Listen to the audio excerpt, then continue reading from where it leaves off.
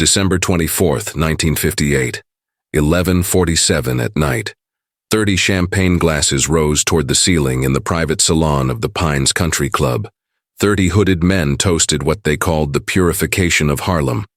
30 voices laughed in the glow of crystal chandeliers, surrounded by velvet curtains and oil paintings of American presidents. Not a single one of them knew that in 15 minutes, every man in that room would be dead. But to understand what happened that Christmas Eve, you need to understand what happened 5 days earlier. And to understand that, you need to know a man named Ellsworth Raymond Johnson. The streets called him Bumpy. December 18th, 1958, 3 in the morning. Fire alarms tore through the silence of Harlem like screaming children. Flames were consuming Mount Zion Baptist Church, the oldest church in the neighborhood, built by the hands of freed slaves in 1867. Stained glass windows that had survived 91 years shattered from the heat. An organ that had played at 1,000 weddings melted into a twisted skeleton. Bibles that had survived the Civil War turned to ash and scattered in the wind. Everything gone. When the flames finally died and the sun began to rise, they found the signature. A burned wooden cross driven into the ground in front of the charred doorway. The message was clear. Ancient. Cowardly. The Klan had returned to Harlem, and they had chosen the week of Christmas to leave their mark of hatred burning against the sky. Bumpy Johnson arrived at 6 in the morning. He stood at the edge of the crowd that had gathered, his gray overcoat buttoned against the December cold, his fedora pulled low over his eyes. He watched the smoke still rising from the ruins. He watched Father Joshua Williams on his knees in front of what had been his church, tears leaving clean trails down a face covered in ash. Bumpy walked through the crowd without speaking. People stepped aside for him. They always did. He placed his hand on the old preacher's shoulder. Father Joshua was more than a religious leader. He was the moral voice of Harlem. 3 weeks before the fire, he had dedicated his Sunday sermon to attacking the Klan. 200 people had listened as he stood at his pulpit and spoke words that would seal his church's fate. Men who hide their faces, he had said, don't have the courage to show their souls. The congregation had risen to their feet and applauded. They had cheered. They had felt proud. What Father Joshua never knew was that among those 200 people sat a traitor. Jacob Weiss owned a small grocery store on 125th Street. He owed money to the Klan, and he paid his debts with information. He told them about the sermon, told them about the applause, told them that Father Joshua planned to give even stronger sermons in the weeks to come. Who did this? Bumpy asked. His voice was low. Quiet. The kind of quiet that made men nervous. The Klan, Father Joshua answered, his voice breaking. They left the burned cross. Bumpy looked at the smoking ruins. That church had baptized his mother in 1898. It had married his grandparents in 1881. It had buried his father in 1932. This was more than wood and glass. This was the soul of Harlem turned to ash. Father, Bumpy said calmly, the Bible speaks about turning the other cheek, but it also speaks about cleaning the Lord's house. Let me clean the house. Father Joshua looked up at him. He knew this man, knew his reputation, knew what cleaning meant in the streets of Harlem. He knew that Bumpy Johnson had risen from a street fighter to become the most powerful black man in New York City, controlling gambling, numbers, and every piece of the underground economy that flowed through Harlem. He knew that Bumpy was feared by men who feared nothing else. I don't want more blood spilled in the name of this church, the father said. Bumpy smiled, but there was no warmth in that smile. There won't be any blood, Father, that I promise, but there will be justice. He turned and walked away through the crowd. Father Joshua never asked what justice meant. Perhaps he didn't want to know. Bumpy Johnson did not build his empire by being impulsive. He built it by being methodical, patient, by always being 3 steps ahead of everyone around him. While other men reacted, Bumpy planned. While other men talked, Bumpy listened. While other men swung wild, Bumpy waited for the precise moment when a single strike would end everything. He returned to his office above the Smalls Paradise Jazz Club on 7th Avenue. The room was sparse. A wooden desk, 3 chairs, a window that looked out over the streets of Harlem. On the wall hung a single photograph of his mother. He summoned his 3 most trusted men. Marcus Williams came first. They called him the Ghost because he could find out anything about anyone, and no one ever saw him do it. He had networks in every hotel, every restaurant, every private club in Manhattan. Doormen owed him favors. Maids slipped him notes. Bartenders remembered faces and repeated conversations. Information flowed to Marcus like water flowing downhill. Thomas Peterson came second. They called him Doc because he had a degree in chemistry from Howard University. In another America, in a country that saw black men as full human beings, Doc might have worked in a laboratory discovering new medicines. Instead, he worked for Bumpy, mixing compounds that could do things no laboratory would ever approve. Eddie Johnson came third. No relation to Bumpy, but loyal as blood. They called him Steady Hands because he never panicked, never rushed, never made a move without calculating every possible outcome. He was Bumpy's strategist, the man who saw the whole chessboard while everyone else saw only their next move. "I want names," Bumpy said. "Everyone involved in burning that church, every leader of the Klan in New York. I want to know where they eat, where they sleep, where they meet, what their wives' names are, what their children look like, where they work, and who they think they are." Marcus was already reaching into his coat. He always had information ready before Bumpy asked for it. That was why Bumpy kept him close. He spread photographs across the desk. 30 of them. 30 white faces. Some smiling in family portraits, some serious in corporate headshots, some caught unaware by a camera they never saw. 30 names, Marcus said. These are the chapter leaders for Manhattan, the Bronx, and Queens. I don't use their Klan titles. I use their real names. George Patterson, Vice President at Manhattan First Bank. William Sutherland, Judge in the New York State Court of Appeals. Robert McNamara, owner of 3 textile factories. Henry Crawford, Police Captain, 28th Precinct. Bumpy studied each face. Middle-aged white men with confident smiles and expensive suits. Men who sat on charity boards and attended church on Sundays. Men who shook hands with mayors and dined with senators. Pillars of the community in daylight. Cowards with torches after dark. He memorized every face, every name, every detail that Marcus had gathered. "They have a Christmas meeting," Bumpy asked. "Every year," Marcus replied. "December 24th. The Pines Country Club in Westchester. Private celebration, leadership only. They call it their annual purification gathering. They've been doing it for 12 years. If you enjoy learning more about stories from the American Mafia underworld, click the button and subscribe to our channel." Bumpy turned to Doc Peterson. "I need something that doesn't leave marks, something that looks natural. Heart attack, stroke, food poisoning, anything that won't raise suspicion." Doc adjusted his glasses. He had been thinking about this since he heard about the fire. He had already done his research. "Rixin," Doc said. "Extracted from castor beans. 15 milligrams will kill a full-grown man. Symptoms begin 6 to 12 hours after ingestion. By the time they know something is wrong, it's too late to stop. There is no antidote." "How does it look?" Bumpy asked. "Undetectable in blood work if they don't know to look for it. Causes progressive organ failure. Appears like severe food poisoning or sudden heart attack. In the autopsy standards of 1958, it will pass as natural death, especially if it's spread across 30 bodies dying in 30 different locations across 3 boroughs. The genius of this plan was becoming clear. 30 men dying at the same moment in the same place would be investigated as mass murder. 30 men dying over several hours in their own homes across New York City would be a tragic coincidence, an epidemic perhaps. Bad shellfish at a holiday party, the kind of story that made newspapers for a week and then faded from memory.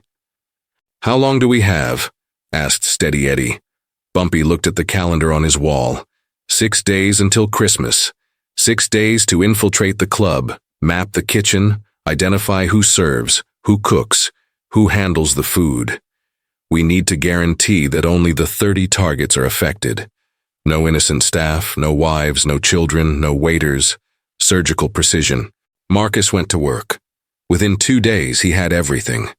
The head chef was Antoine Rousseau, a French immigrant who had worked at the Pines for 15 years.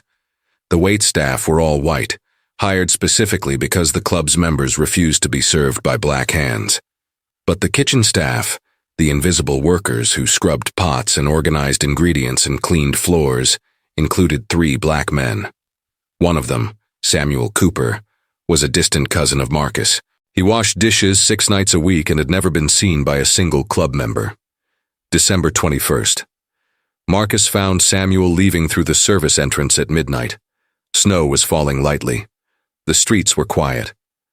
"Samuel," Marcus said, "I need you to do something for Harlem, for the church they burned, for the brothers and sisters who lost their sacred place." Samuel stopped walking. He had seen the flames that night from his apartment window 3 blocks away. He had smelled the smoke in the morning air.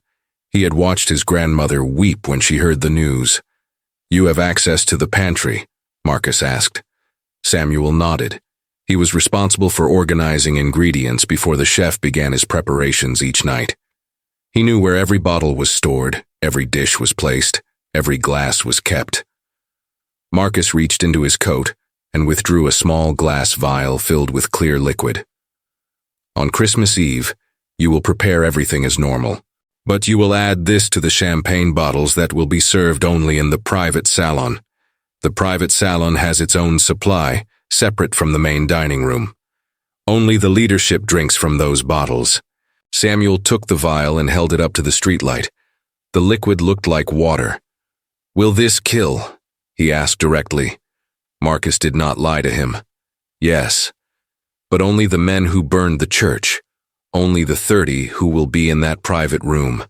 The champagne in the main salon is different, stored separately, served separately. Only the murderers will die. You have my word." Samuel's hands trembled, but not from the cold. His grandmother had been baptized in Mount Zion in 1902. His mother had been married there in 1928. His children had been presented to the congregation there in 1955. Those men had burned more than wood. They had burned history, memory, family. He put the vial in his coat pocket. He looked Marcus in the eye. "I will be there." December 24th, 6 in the evening. Samuel Cooper arrived at the Pines Country Club for his regular shift. Snow fell gently outside. Christmas lights twinkled in the windows. Holiday music played softly through speakers hidden in the walls. Inside the kitchen, Chef Rousseau shouted orders in French while his staff rushed to prepare the annual Christmas banquet. Oysters Rockefeller, beef Wellington, lobster Thermidor, champagne by the case. Samuel worked his normal routine. Washed dishes, organized ingredients, cleaned counters. Stayed invisible, the way he had stayed invisible for the 7 years he had worked in that kitchen. At 10 o'clock, Chef Rousseau stepped outside for a cigarette in the falling snow. Samuel moved quickly. 6 bottles of Moet and Chandon, 1952, had been set aside for the private salon. They were stored on a separate shelf, marked with a red ribbon, reserved exclusively for the leadership gathering. Samuel uncorked each bottle with careful precision. He added 3 drops of clear liquid to each one, 3 drops per bottle, 15 milligrams per glass, 30 men, 30 glasses, deadly mathematics. He recorked each bottle and returned them to their exact positions. The champagne kept its golden color. The bubbles continued to rise. The death inside was invisible, patient, inevitable. Samuel returned to his station and continued washing dishes as if nothing had happened. His hands were steady now. The trembling had stopped. By 11 o'clock, the 30 leaders of the New York Klan had arrived at the private salon. They came without their hoods tonight. This was a celebration among equals. No need for disguises. They wore expensive suits and silk ties and gold cufflinks. They smoked Cuban cigars and laughed at jokes about keeping America pure. The burned church came up during appetizers, and they treated it as a triumph, a victory, a reminder of their power. 11:45. The 6 bottles were opened with ceremony. A waiter in a white jacket poured glasses with practiced efficiency. George Patterson, the banker, raised his glass first. "To the future of a pure New York," he announced. William Sutherland, the judge, followed. "To the America our grandfathers built and our grandsons will inherit." 30 glasses rose. 30 men drank deeply. The clock on the wall showed 13 minutes until midnight. At exactly midnight, church bells from a nearby cathedral began to ring, announcing the arrival of Christmas Day. In the private salon, no one noticed when George Patterson placed his hand on his stomach.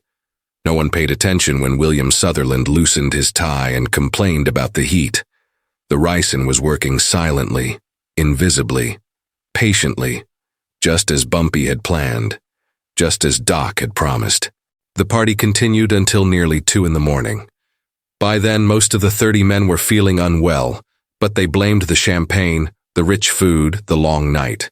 They said their goodbyes and drove to their homes across Manhattan, the Bronx, Queens, and Westchester. They kissed their sleeping wives and climbed into their beds. 3 in the morning on Christmas Day. The phone calls began. 30 different households, 30 medical emergencies. Ambulances raced through snowy streets to addresses scattered across the metropolitan area. Hospitals in Manhattan, the Bronx, Queens, and Westchester received middle-aged white men presenting identical symptoms: severe vomiting, convulsions, organ failure. Doctors worked frantically, but there was nothing to be done.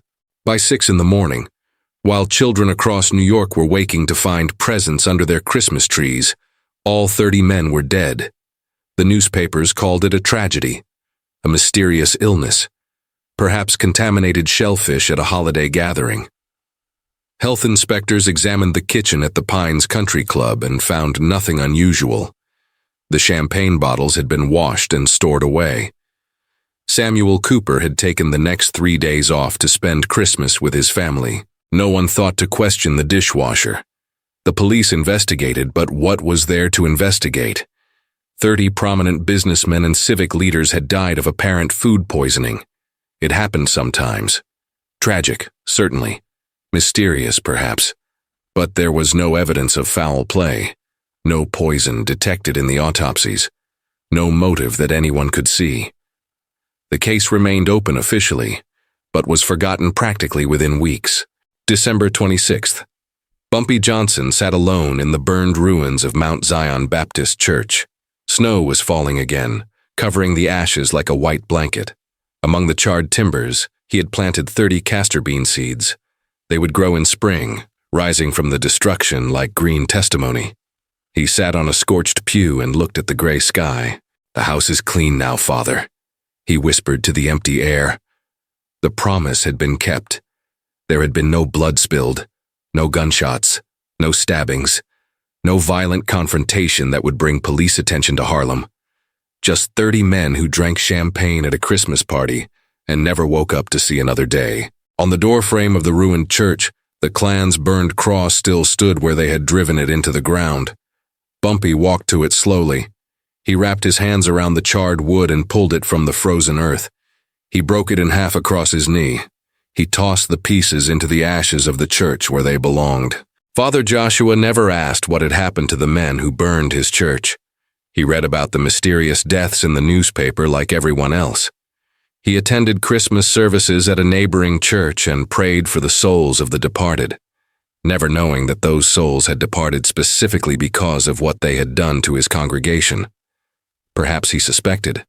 Perhaps he chose not to know. Some questions are better left unasked.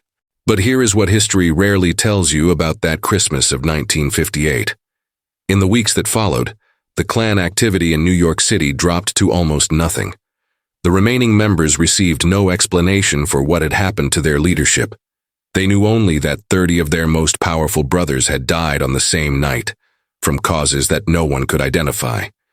Fear spread through their ranks like a virus. Meetings were canceled.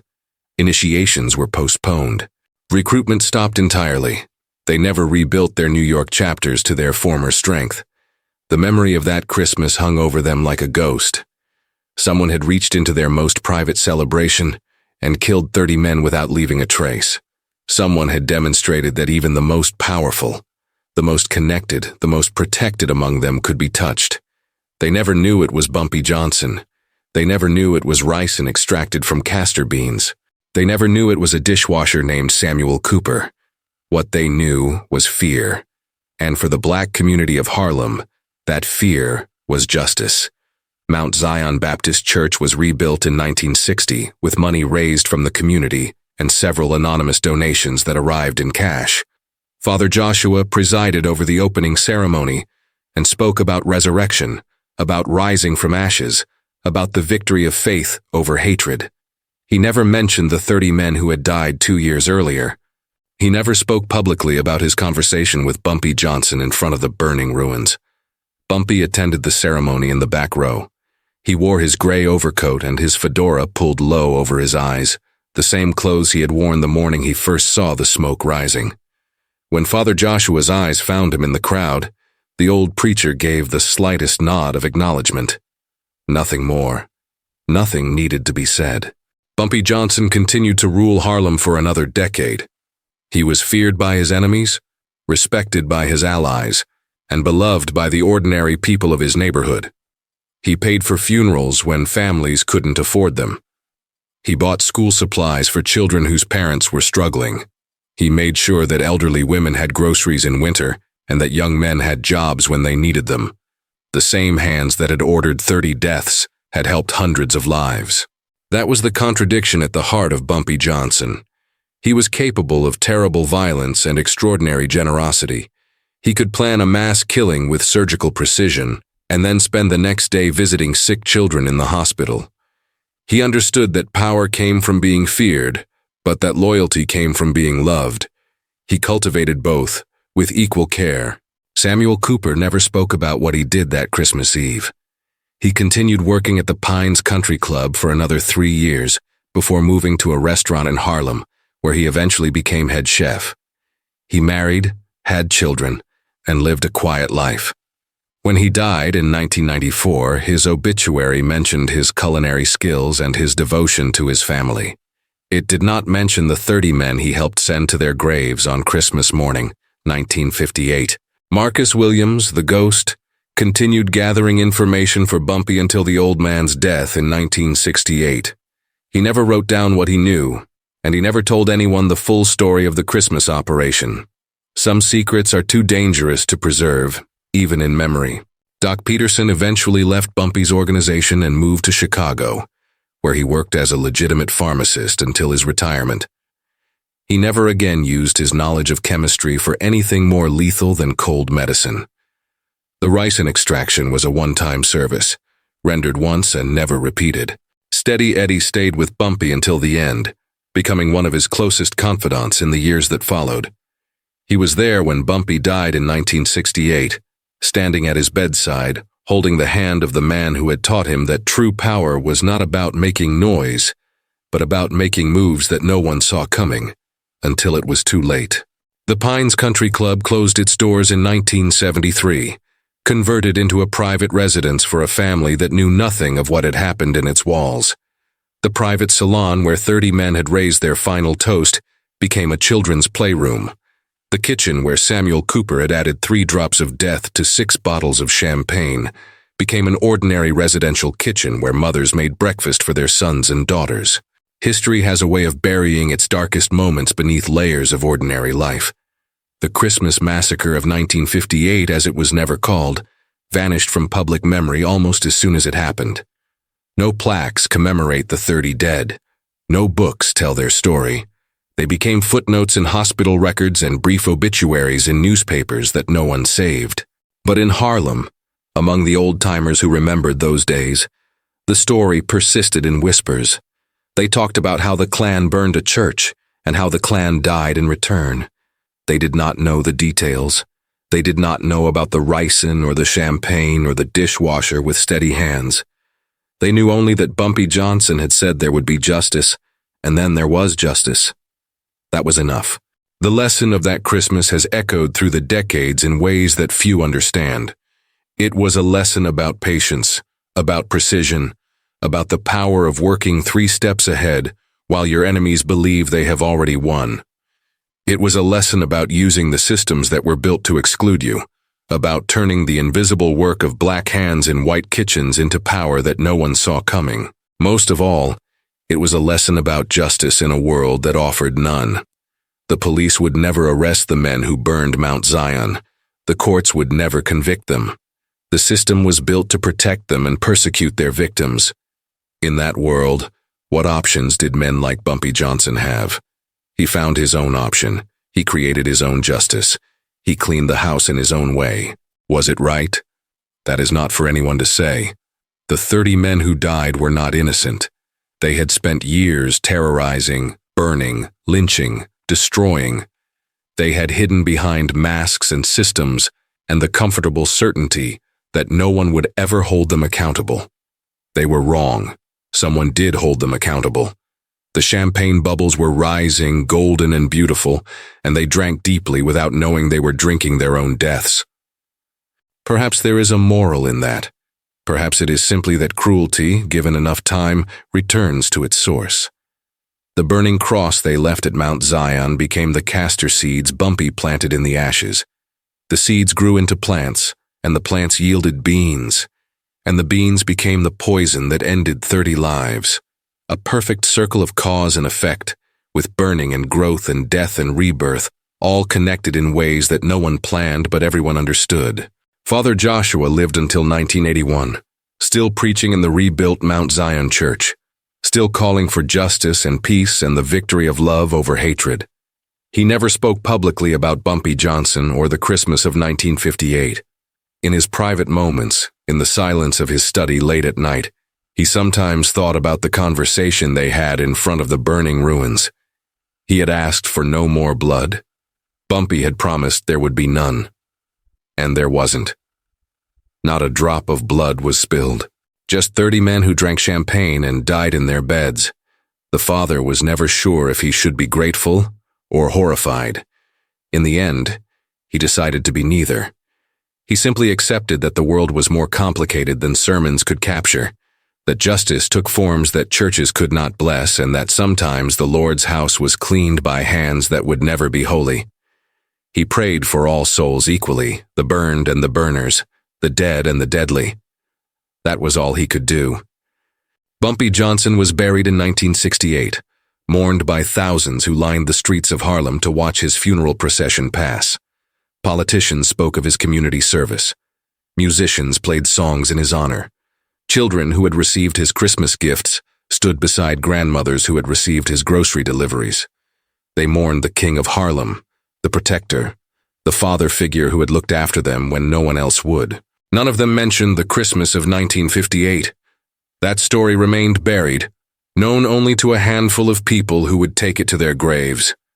It was Bumpy's secret, his gift to Harlem, his answer to a crime that no one else could answer. He had seen the smoke rising from Mount Zion Baptist Church on that December morning, and he had made a promise. The promise was kept. The house was clean. The rest was silence. And somewhere in the restored Mount Zion Church, among the new stained glass windows and the rebuilt pews and the organ that had replaced the one that melted, the memory of what happened lives on in the foundations. The church was rebuilt on ashes, and the ashes remember everything. They remember the fire that destroyed and the fire that was returned. They remember the burning cross and the broken cross. They remember the man in the gray overcoat who placed his hand on a weeping preacher's shoulder and said, "Let me clean the house." The house was cleaned. And Harlem, for a little while at least, was safe. If you enjoyed our content, consider clicking the button. New exclusive stories every day.